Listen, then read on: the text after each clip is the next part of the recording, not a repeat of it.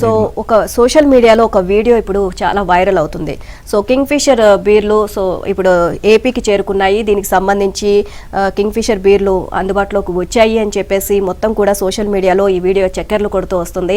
So YCP హయాంలో ఉన్నప్పుడు కేసుకి 150 రూపాయలు అది ఎక్స్ట్రా పే చేయాలి కమిషన్ అని చెప్పేసి చెప్పినప్పుడు సో ఇది మాకు కంపెనీకి విరుద్ధం, మేము ఇట్లాంటివి ఎంకరేజ్ చెయ్యం మేము అని చెప్పేసి అది సీరియస్ అవ్వడం జరిగింది. సో ఇలాంటివన్నీ మాకు ఏ కంపెనీ అయినా ఒకటే, మీరు చెల్లించాల్సిందే అని అన్నప్పుడు అక్కడ బ్రూవరీని మూసేసి అక్కడి నుంచి వెళ్ళిపోవడం జరిగింది. సో దీనికి సంబంధించి శ్రీకాకుళం వాసులు అక్కడ స్థానిక ప్రజలు కూడా మేము ఉపాధి కోల్పోతున్నామని చెప్పేసి రోడ్డెక్కి ఆందోళన చేసినా సరే అసలు వైసీపీ ప్రభుత్వం పట్టించుకున్న పాపాన లేదు. ఇప్పుడు మళ్ళీ వైసీపీ దిగిపోయిన తర్వాత ఇప్పుడు టీడీపీ అధికారంలోకి వచ్చింది. సో మొత్తం కంపెనీ అంటే జగన్ మొత్తం కంపెనీలన్నీ పడిపోయి ఇప్పుడు మొత్తం బ్రాండ్లు మందు అన్ని కూడా వైన్ బీర్లు కానివ్వండి అలాగే వైన్ మొత్తం కూడా అందుబాటులోకి వస్తున్నట్లుగా అర్థమవుతుంది. మనకి బీర్లలో పాపులర్ బ్రాండ్ అయిన కింగ్ ఫిషర్ మద్యం డిపోలకు చేరుతోంది. దీనికి సంబంధించిన వీడియోలు వైరల్ అవుతున్నాయి. వైసీపీ ప్రభుత్వంలో ఇదే కింగ్ ఫిషర్ కంపెనీ తమకు వ్యాపారమే వద్దంటూ రాష్ట్రంలో ఉన్న బ్రూవరీని మూసేసుకుని వెళ్లిపోయింది.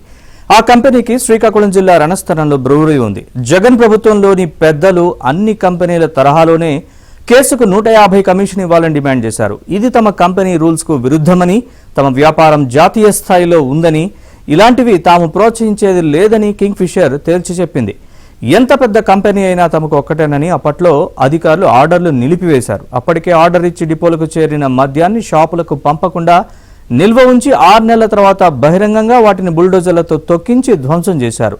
ఈ ఘటనతో ఆగ్రహానికి గురైన ఆ కంపెనీ రణస్థలంలో ఉన్న బ్రూవరీని మూసేసుకుని వెళ్లిపోయింది. దీంతో తాము ఉపాధి కోల్పోయామని స్థానిక ప్రజలు రోడ్డెక్కి ఆందోళన చేసినా ప్రభుత్వం పట్టించుకోలేదు. దాంతోపాటు లిక్కర్, ఇతర బీర్ కంపెనీలు కూడా కనిపించకుండా పోయాయి. కొంతకాలం మ్యాన్షన్ హౌస్ ని ఆపేశారు.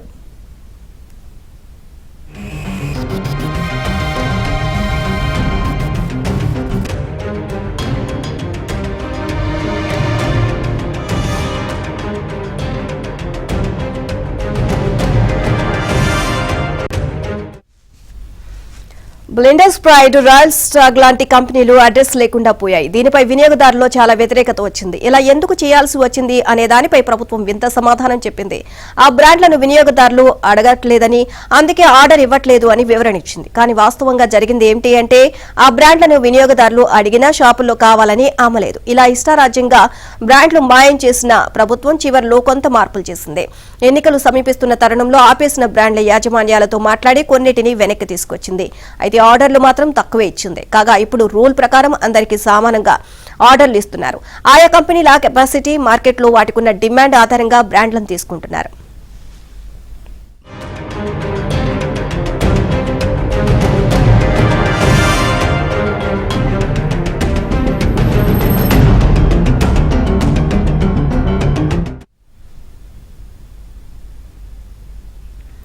అరాచకాలతో విసిగిపోయిన ప్రముఖ కంపెనీలు చివరికి మీకు మద్యం అమ్మబోమని తిరస్కరించే పరిస్థితిని జగన్ ప్రభుత్వం తెచ్చుకుంది. బ్రాండ్లపై తీవ్ర వ్యతిరేకత రావడం, ఎన్నికలు సమీపించడంతో చివరిలో కొన్ని కంపెనీలకు కార్పొరేషన్ ఆర్డర్లు ఇచ్చింది. అయితే బ్లెండర్ స్ప్రైట్ లాంటి కంపెనీలు తాము మద్యం ఇవ్వం అని స్పష్టం చేసేశాయి. ఇక ఎందుకని ఆరా తీయగా ఇప్పుడు ఆర్డర్ ఇస్తారు, కానీ వాటిని డిపోల్లోనే ఉంచి షాపులకు పంపరు. చివరకు మీ బ్రాండ్లు అమ్ముడుపోవాలేదు అంటూ మాకు గ్రౌండ్ పెనాల్టీ పేరుతో కొత్త పన్నులు వేస్తారు. అసలు మీకు మద్యం అమ్మి తలనొప్పి తెచ్చుకోలేం, మీ ఆర్డర్లు వద్దు, మీతో వ్యాపారం వద్దు అని కొన్ని కంపెనీలు నిర్మోహమాటంగా తేల్చేశాయి. ఇదే అంశానికి సంబంధించి మరింత సమాచారాన్ని మా కరెస్పాండెంట్ ప్రసాద్ అడిగి తెలుసుకుందాం. ప్రసాద్, ఇప్పుడు జగన్ బ్రాండ్లకు స్వస్తి పలికి సో మెయిన్ బ్రాండ్స్ ని మద్యం విక్రయాలు జరుగుతున్నట్లుగా తెలుస్తుంది. కింగ్ ఫిషర్ ఇప్పుడు అందుబాటులోకి వచ్చినట్లుగా ఏపీ ప్రజలకు ఇప్పుడు ఈ విషయానికి సంబంధించి ఒక వీడియో కూడా వైరల్ అవుతోంది. ఓవరాల్ గా దీనికి సంబంధించి అప్డేట్స్ ఏంటి? నిన్న జగన్మోహన్ రెడ్డి అధికారంలో వచ్చిన తర్వాత అనేక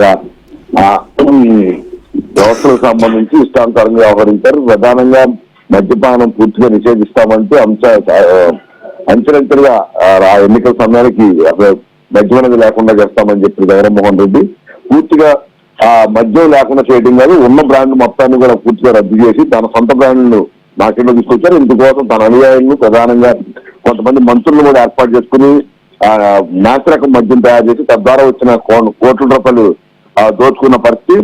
కొన్ని చోట్ల అయితే ఈ నాసిరకం మద్యం తాగి మరణాలు సంభవించినప్పుడు కూడా వైద్యులు కూడా మేనేజ్ చేసి తప్పుడు నివేదికలతో ప్రజలను కూడా మోసం చేసిన పరిస్థితి.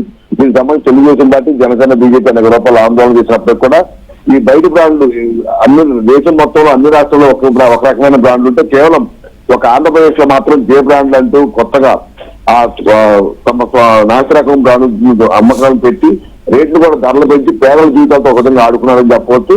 అయితే ఇప్పుడు జగన్ ముఖ్యమంత్రిగా చంద్రబాబు నాయుడు గారు ప్రమాణ స్వీకారం చేస్తున్న నేపథ్యంలో ప్రభుత్వం మారిన నేపథ్యంలో మళ్ళీ ఆ జే బ్రాండ్ పూర్తిగా చెక్ పెట్టే విధంగా కొత్త ప్రభుత్వం అనేక నిర్ణయాలు తీసుకుంది.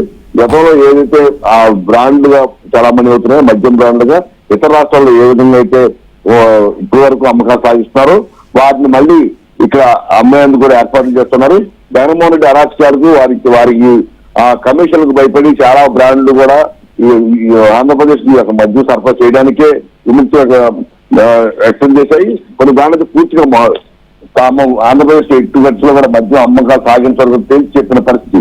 ఇప్పుడు మళ్ళీ కొత్త ప్రభుత్వం తర్వాత ఏదైతే నాసిరకం మద్యం పేద బతుకులు బుద్ధిపాలయ్యాయో అటువంటి వాటికి ఆస్కారం లేకుండా చంద్రబాబు నాయుడు ఇప్పటికే నిర్ణయించారు. దీనికి సంబంధించి ఇప్పటికే మౌఖికంగా అధికారులు కూడా స్పష్టమైన ఆదేశాలు జారీ చేసిన నేపథ్యంలో ఈ 5 ఏళ్లలో జే బ్రాండ్ చూస్తున్నా మొత్తం బ్రాండ్ పూర్తిగా నిలిపివేయాలని కూడా స్పష్టంగా ఆదేశాలు జారీ చేసినట్టు తెలుస్తా ఉంది.